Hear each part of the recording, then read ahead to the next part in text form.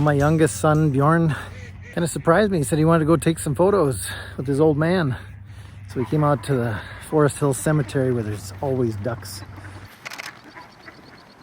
Bjorn, look at how fat this one is. Of course, I knew he was going to be a wildlife photographer from a very young age, but there were also some issues we'd have to work through.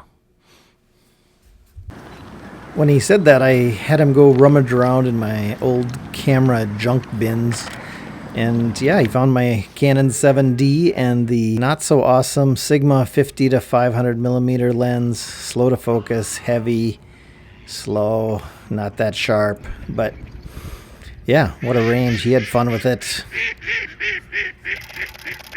I taught him to get low, try and get as low as he can to get eye level with the ducks, and he took it to heart. He laid on the snow. This was December 3rd. Usually we have a couple feet of snow, but not this year.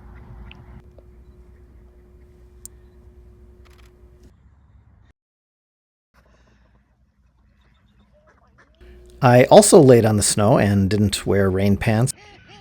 Okay, I got a little wet. And of course, my wife wanted me to go to the store and get some stuff. So yeah, people probably thought I had an accident. I had a blast.